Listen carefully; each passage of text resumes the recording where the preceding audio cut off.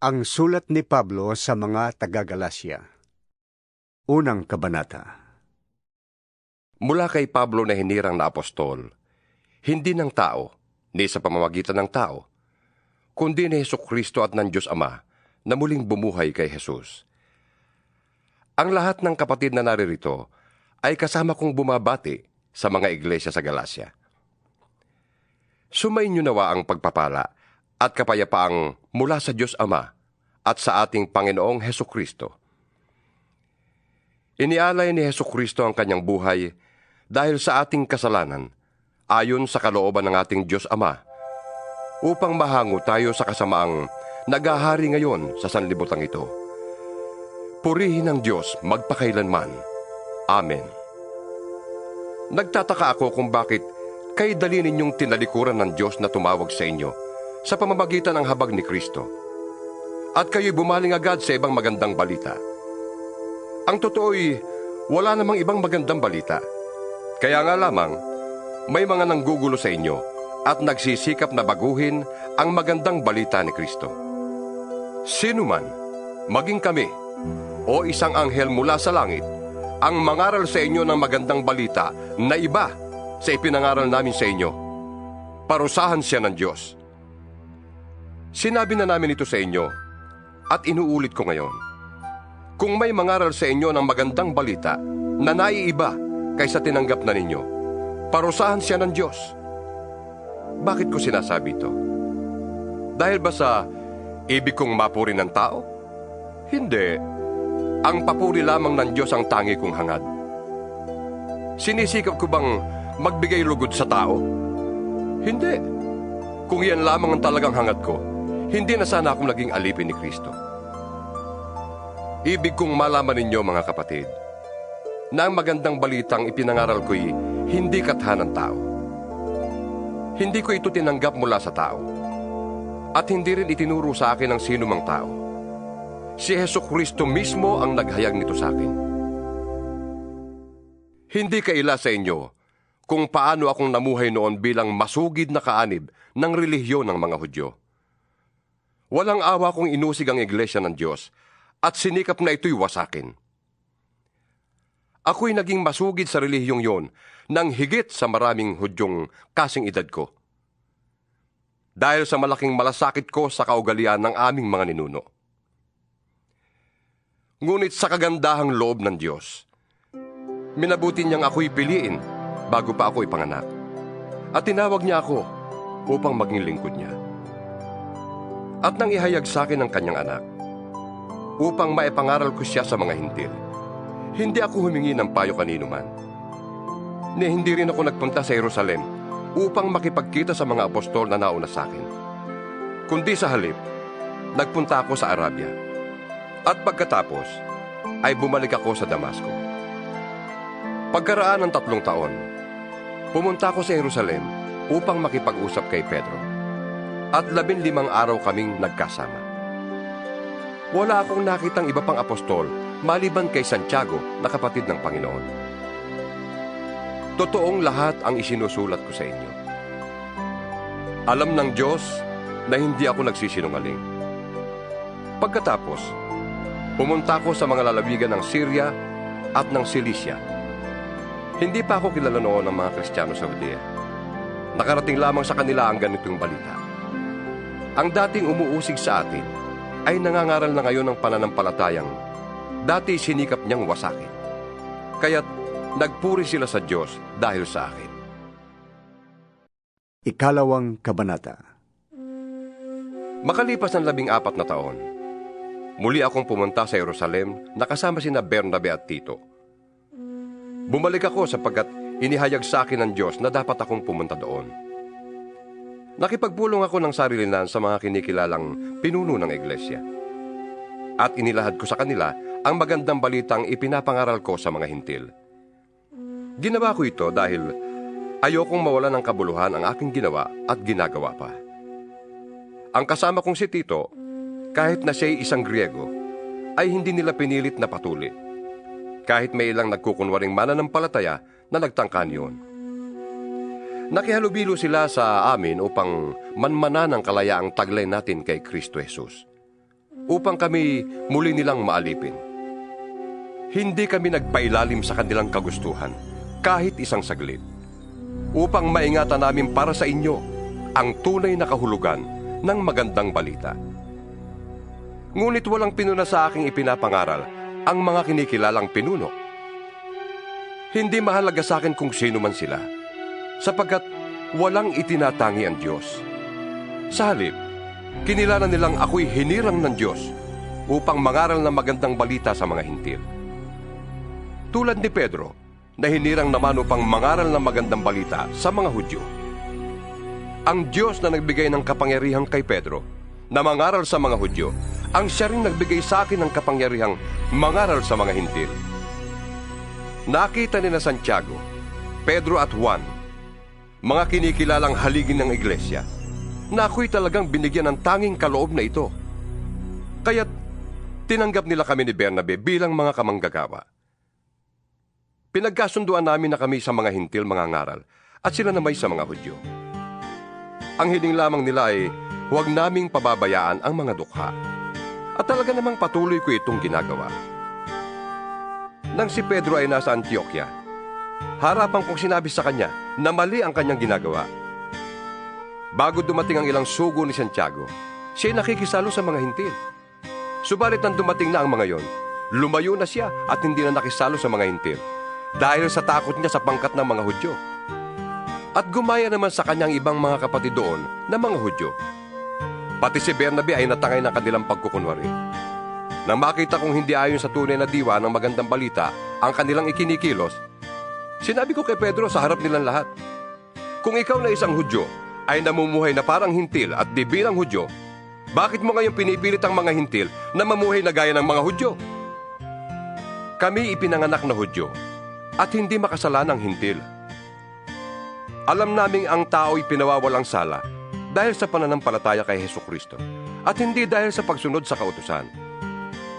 Kaya't kami man ay sumasampalataya kay Kristo Jesus upang mapawalang sala sa pamamagitan ng pananampalataya sa Kanya at hindi sa pamamagitan ng pagsunod sa kautusan.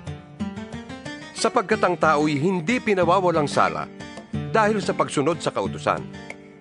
Ngunit, kung kaming nagsisikap na mapawalang sala sa pamamagitan ni Kristo ay matagpo ang makasalanan pa, nangangahulugan bang si Kristo'y tagapagtaguyod ng kasalanan?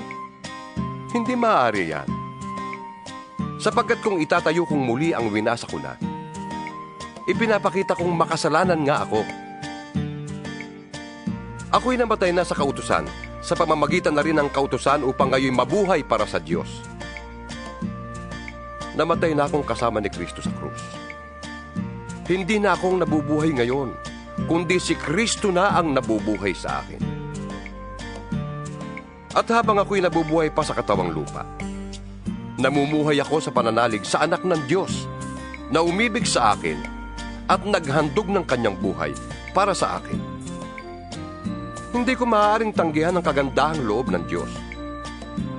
Kung ang tao ay mapapawalang sala sa pamamagitan ng kautusan, walang kabuluhan ang pagkamatay ni Kristo. Ikatlong kabanata. Mga hangal kayong mga taga-Galasya. Sino ang nakagayuma sa inyo? Maliwanag na ipinahayag na sa inyo kung paano namatay si Hesukristo sa krus. Sabihin nga ninyo, tinanggap ba ninyong espiritu sa pamamagitan ng mga gawa ayon sa kautusan? O sa pamamagitan ng inyong pananalig sa inyong narinig tungkol kay Kristo? Talagang napakahangal ninyo. Nagsimula na kayo sa espiritu at ngayon ibig pa ninyong magtapos sa pamamagitan ng inyong sariling lakas. Wala na bang halaga sa inyong maraming bagay na pinagtiisan ninyo? Marahil naman meron. Bakit ipinagkaloob sa inyo ng Diyos ang Espiritu? Bakit siya gumagawa ng mga himala? Dahil ba sa inyong mga gawa ayon sa kautusan? O dahil sa inyong pananalig sa inyong narinig tungkol kay Kristo? Tulad na nangyari kay Abraham, nanalig siya sa Diyos, kaya siya'y itinuring na matuwid. Kung gayon, maliwanag na ang mga nananalig sa Diyos ang siyang tunay na lahi ni Abraham. Bago pa ito nangyari, ay ipinahayag na ng kasulatan napawawalang sala ng Diyos ang mga hintil sa pamamagitan ng kanilang pananalig sa Kanya. At ang magandang balitang ito ay inihayag kay Abraham. Sa pamamagitan mo'y pagpapalain ng Diyos ang lahat ng bansa. Nanalig sa Diyos si Abraham, kaya't siya'y pinagpala. At pagpapalain ding tulad niya ang lahat ng nananalig sa Diyos. Ang lahat ng umaasa sa mga gawa ayon sa kautusan ay nasa ilalim ng isang sumpa. Sapagkat nasusulat, isinumpa ang hindi sumusunod at gumagawa ng lahat ng nakasulat sa aklat ng kautusan. Malinaw na walang taong pinawawalang sala sa paningin ng Diyos sa pamamagitan ng kautusan. Sapagkat sinasabi ng kasulatan, ang pinawawalang sala dahil sa pananampalataya ay mabubuhay. Ang kautusan ay hindi nagmumula sa pananalig sa Diyos, sapagkat sinasabi ng kasulatan, ang tumutupad sa lahat ng hinihingi ng kautusan ang mabubuhay sa pamamagitan ng mga ito. Tinubos tayo ni Kristo sa sumpa ng kautusan nang siya ay isinumpa para sa atin. Sapagkat nasusulat, sinumpa ang bawat ibinitin sa punong kahoy. Ginawa ito ni Kristo upang ang mga pagpapalang ipinangako ng Diyos kay Abraham ay makamtan din ng mga hintil sa pamamagitan ni Kristo Jesus. At sa pamamagitan ng pananalig sa Kanya, ay matanggap natin ang Espiritong ipinangako ng Diyos. Mga kapatid, narito ang isang pangkaraniwang halimbawa. Kapag nalagdaan na ang isang kasunduan, hindi na ito mapapawalang kabuluhan ni numan. Hindi rin ito maaaring dagdagan. Ngayon, nangako ang Diyos kay Abraham at sa kanyang supling. Hindi sinasabi, at sa kanyang mga supling, na ang tinutukoy ay marami, kundi, at sa iyong supling, na iisa ang tinutukoy, at ito'y si Kristo. Ito ang ibig kong sabihin. Pinagtibay ng Diyos ang kanyang kasunduan, at ipinangako niyang tutuparin ito. Ang kasunduang yun ay di mapapawalang saysay ng kautusan na dumating pagkaraan ng 430 taon, ni hindi rin mapapawalang saysay ng kautosang ito ang mga pangako ng Diyos. Kung ang pamana ay ipinagkakaloob dahil sa kautusan, hindi na ito dahil sa pangako. Ngunit ang pamana ay ibinigay ng Diyos kay Abraham bilang katuparan ng kanyang pangako. Kung ganon, bakit pa ibinigay ang kautusan? Ibinigay ito upang maipakita kung ano ang paglabag hanggang sa dumating ang anak na pinangakuan. Ibinigay ang kautusang ito sa pamamagitan ng mga anghel, sa tulong ng isang tagapamagitan. Ngunit hindi kailangan ng tagapamagitan kung iisang panig lamang ang gumagawa ng kasunduan. At ang Diyos ay iisa. Ang ibig bang sabihin nito'y sumasalungat ang kautusan sa mga pangako ng Diyos? Hindi. Kung nakakapagbigay buhay sana ang kautusan, ang tao'y magiging matuwid sa paningin ng Diyos sa pamamagitan ng pagsunod niya rito. Ngunit ayon sa kasulatan, ang lahat ng tao'y alipin ng kasalanan. Kaya't ang ipinangako ng Diyos ay makakamtan sa pamamagitan ng pananalig kay Hesukristo. Bago dumating ang panahon ng pananampalataya, tayo'y nasa ilalim ng kapangyarihan ng kautusan hanggang sa ang pananampalatayang ito kay Kristo ay mahayag. Kaya't ang kautusan ang naging tagapagturo natin hanggang sa dumating si Kristo. At sa gayon, tayo'y mabilang na matuwid sa pamamagitan ng pananalig sa Kanya. Ngayong nananalig na tayo kay Kristo, wala na tayo sa pangangalaga ng kautusan. Dahil sa inyong pananalig kay Kristo Jesus, kayong lahat ay anak ng Diyos. Ang buhay mismo ni Kristo ang isinuot sa inyo na parang damit nang kayo'y mabautismuhan sa Kanya. Wala nang pagkakaiba ang Hudyo at ang Griego, ang alipin at ang malaya, ang lalaki at ang babae. Kayong lahat ay iisa na dahil sa inyong pakikipag-isa kay Kristo Jesus. At kung kayo'y nakipag-isa kay Kristo, kayo'y lahi ni Abraham at tagapagmana ng mga pangako ng Diyos. Ika-4 na kabanata. Ito ang ibig kong sabihin. Habang bata pa ang tagapagmana, hindi siya nakakahigit sa isang alipin, kahit na siya ang may-ari ng lahat. Sapagkat siya'y nasa ilalim pa ng pamamahala ng mga tagapangasiwa hanggang sa panahong itinakda ng kanyang ama.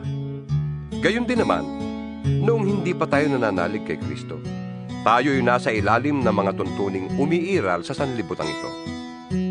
Ngunit nang sumapit ang takdang panahon, sinugo ng Diyos ang kanyang anak. Isinilang siya ng isang babae at namuhay sa ilalim ng kautusan, upang palayain ang mga nasa ilalim ng kautusan. Sa gayon, tayo'y mabibilang sa mga anak ng Diyos. At upang patunayan na kayo'y mga anak ng Diyos, sinugo niya ang espiritu ng kanyang anak sa ating mga puso. At nang sa gayon, ay makakatawag tayo sa Diyos ng Ama, Ama ko. Hindi na kayo alipin, kundi anak. At dahil kayo ay anak, kayo ay ginawa rin ng Diyos na tagapagmana niya. Noong hindi pa ninyo nakikilala ang Diyos, kayo'y alipin ng mga Diyos-Diyusan. Ngunit ngayong nakikilala na ninyo ang Diyos, o mas tamang sabihin, ngayong nakikilala na kayo ng Diyos, bakit kayo bumabalik sa mga tuntuning walang bisa at walang halaga? Bakit ibig na naman ninyong paalipin sa mga yon? May itinatangi kayong mga araw, mga buwan, mga panahon at mga taon. Nag-aalala kong baka nasayang lamang ang paghihirap ko para sa inyo. Nakikiusap ako sa inyo, mga kapatid. Gayahin ninyo ako. Hindi na ako saklaw ng kautusan. Tulad ninyo noon, wala kayong nagawang masama laban sa akin. Alam naman ninyo na kaya ko naipangaral sa inyo noon ang magandang balita ay dahil nagkasakit ako. Gayunman, hindi ninyo ako hinamak o tinanggihan. Kahit na naging pasanin ninyo ako dahil sa aking karamdaman. Sa halip, tinanggap ninyo ako na parang anghel ng Diyos at para pa ngang si Kristo Jesus. Nasaan ngayon ang kagalakang ipinamalas ninyo noon sa akin? Ako mismo makakapagpatotoo na kung maaari nga lamang pati ang inyong mga matay dudukitin ninyo at ibibigay sa akin noon. Ngayon, ituturing ba ninyo kong kaaway dahil sa sinasabi ko sa inyong katotohanan? Nagpapakita nga sa inyo ng malasakit ang mga taong yan. Ngunit hindi mabuti ang kanilang layunin. Ibig lamang nila kayong ilayo sa akin upang sa kanila kayo mapalapit. Hindi masama ang magmalasakit kung palaging mabuti ang layunin at hindi kung kaharap lamang ninyo ako. Mga anak ko, dahil sa inyo'y minsan pa akong nagdaranas ng hirap tulad ng babaeng nanganganak, hanggang sa ganap kayong matulad kay Kristo. Sana'y kasama ko kayo ngayon upang maiba ang tono ng aking pagsasalita, sapagkat nag-aalala ako tungkol sa inyo. Sabihin nga ninyo sa akin, kayong nagnanasang pailalim sa kautusan. Hindi ba ninyo napapakinggan ang sinasabi sa kautusan? Sinasabi roon na si Abraham ay nagkaanak ng 2 lalaki. Isa sa alipin at isa sa malaya. Ang anak niya sa alipin ay ipinanganak sa karaniwang paraan. Ngunit, ang anak niya sa malaya ay katuparan ng pangako ng Diyos. Ito'y isang paghahambing. Ang 2 babae ay larawan ng 2 kasunduan. Ang isa ay ang tipan sa bundok ng Sinai na kinakatawan ni Agar at ng kanyang mga anak na pawang mga alipin. Si Agar ay kumakatawan sa bundok ng Sinai na nasa Arabia at larawan ng kasalukuyang Jerusalem na nasa pagkaalipin, kasama ng kanyang mga mamamayan. Ngunit ang Jerusalem na nasa langit ay malaya at siya ang ating ina. Ayon sa nasusulat, magsaya ka o babaeng hindi magkaanak. Humiyaw ka sa galak, ikaw na din nakaranas ng hirap sa panganganak. Sapagkat higit na marami ang anak ng babaeng nangungulila kaysa babaeng may asawa. Mga kapatid, tulad ni Isaac, tayo'y mga anak ayon sa pangako. Kung noong una, ang ipinanganak ayon sa Espiritu ay inuusig ng ipinanganak ayon sa karaniwang paraan, gayon din naman ngayon.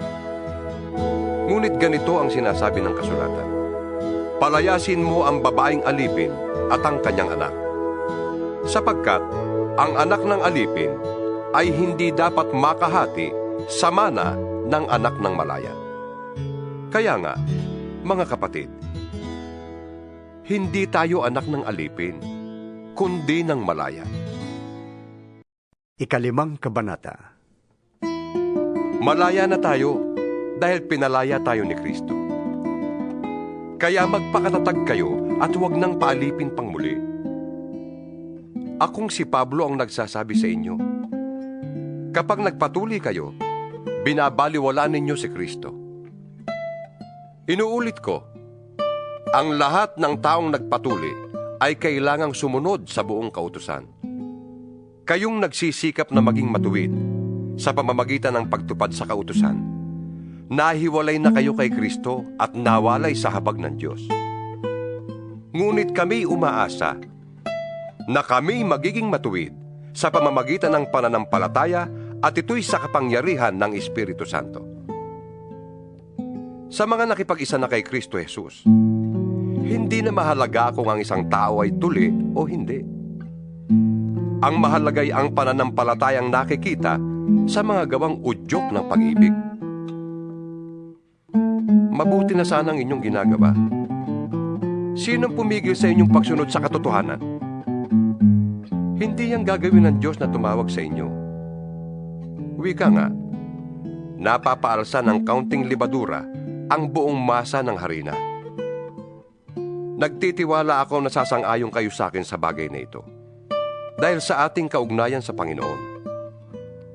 At natitiyak kong parurusahan ng Diyos ang sino mang nanggugulo sa inyo, kung sino man siya. Mga kapatid, kung talagang nangangaral pa ako na kailangan ng pagtutuli, bakit pa ako inuusig hanggang ngayon? Kung iyo'y totoo, hindi na sana nila ikinagagalit ang aking pangangaral tungkol sa pagkamatay ni Kristo sa krus. Sana'y ang mga nanggugulo sa inyo ay hindi lang magpatuli, kundi tuluyan ng magpaputol. Mga kapatid, tinawag kayo upang maging malaya. Ngunit huwag naman ninyong gamitin ang inyong kalayaan upang masunod ang hilig ng laman, kundi maglingkod kayo sa isa't isa sa diwa ng pag-ibig. Sapagkat ang buong kautusan ay nauuwi sa isang pangungusap. Ibigin mo ang iyong kapwa gaya ng iyong sarili. Ngunit kung kayo'y nagkakagatan at nagsasakmalang parang mga hayop, mauubos kayo. Sinasabi ko sa inyo, ang Espiritu ang gawin ninyong patnubay sa inyong buhay at hindi kayo magiging alipin ng hilig ng laman. Sapagkat ang mga hilig ng laman ay laban sa kalooban ng Espiritu, at ang kalooban ng Espiritu ay laban sa mga hilig ng laman. Laging naglalaban ng dalawang ito, kung kaya hindi ninyo magawa ang ibig ninyong gawin. Kung pinapatnubayan kayo ng Espiritu, wala na kayo sa ilalim ng kautusan. Hindi maikakaila ang mga gawa ng laman: pakikiapid, kahalayan at kalaswaan, pagsamba sa Diyos-Diyusan, pangkukulam, pagkapuot sa isa't isa, pag-aaway-away, pagsiselos, pagkakagalit at kasakiman, pagkakampi-kampi at pagkakabahabahagi, pagkainggit, paglalasing at katakawan, at iba pang katulad nito. Muli ko kayong binabalaan, ang gumagawa ng mga ito ay hindi tatanggapin sa kaharian ng Diyos. Subalit, ang bunga ng Espiritu ay pag-ibig, kagalakan, kapayapaan, katyagaan, kabaitan, kabutihan, katapatan, kahinahunan, at pagpipigil sa sarili. Walang batas laban sa mga ito. Pinatay na ng mga nakipag-isa kay Kristo Jesus ang kanilang makalamang pagkatao, pati na ang mga masasamang hilig nito. Kung ang Espiritu ang nagbibigay buhay sa atin, siya na rin ang paghahariin natin sa ating buhay. Huwag na tayong maging palalo huwag na nating galitin ang isa't isa at huwag na rin tayong mag-inggitan. Ika-6 na kabanata. Mga kapatid, kung may mahulog sa pagkakasala, kayong pinapatnubayan ng Espiritu ang magtuwid sa Kanya. Gawin ninyo yon ng mahinahon, at mag-ingat kayo, baka kayo naman ang matukso. Magtulungan kayo sa pagdadala ng pasanin. Sa gayong paraan, ay matutupad ninyo ang utos ni Kristo. Kung inaakala ninyong kayo'y nakakahigit sa iba, ngunit hindi naman, dinadaya ninyo ang inyong sarili. Suriin ng bawat isa ang kanyang sarili. Magalak siya kung mabuti ang kanyang ginagawa. Huwag na niyang ihambing pa yon sa gawa ng iba, sapagkat ang pananagutan ng bawat isa'y ang kanyang sariling gawain. Dapat bahagina ng mga tinuturuan ang mga nagtuturo ng salita ng Diyos ng lahat ng mga biyayang tinatamasa nila. Huwag ninyong akalaing madadaya ninyo ang Diyos. Kung anong itinanim ng tao, yun din ang kanyang aanihin. Ang nagsisikap sa mga bagay ukol sa laman ay aani ng kamatayan. Ang nagsisikap naman ukol sa Espiritu ay aani ng buhay na walang hanggan. Kaya't huwag tayong magsawa sa paggawa ng mabuti. Pagdating ng takdang panahon, tayo ay aani kung hindi tayo magsasawa. Kaya nga, sa lahat ng pagkakataon ay gumawa tayo ng mabuti sa lahat ng tao, lalo na sa mga kapatid natin sa pananampalataya. Mapapansin ninyo na malalaki ang titik ng sulat na ito. Ako ang siyang sumulat nito. Ang mga taong naghahangad na mapuri ng kapwa ang namimilit sa inyong kayo'y magpatuli. Ginagawa nila yon upang huwag silang usigin dahil sa krus ni Kristo. Kahit na silang mga tuli ay hindi naman tumutupad sa kautusan. Ibig lamang nilang patuli kayo upang maipagmalaki nila na kayo man ay tumutupad sa tuntuning yon. Para sa akin, ang ipagmamalaki ko ay ang krus ng ating Panginoong Hesukristo. Sapagkat sa pamamagitan nito, ang mundong ito'y patay na para sa akin, at ako na may patay na rin sa mundo. Hindi mahalaga kung tuli man o hindi ang isang tao. Ang mahalaga ay kung siya nga ay naging bagong nilalang. Manatili nawa ang kapayapaan at pagpapala ng Diyos sa lahat ng namumuhay ayon sa tuntuning ito at sa buong bayan ng Diyos. Kaya mula ngayon, huwag nang dagdaganin numan ang aking mga tinitiis. Sapat na ang mga pilat na taglay ko para makilalang ako'y alipin ni Jesus. Mga kapatid, sumain niyo nawang lahat ang pagpapala ng ating Panginoong Hesukristo.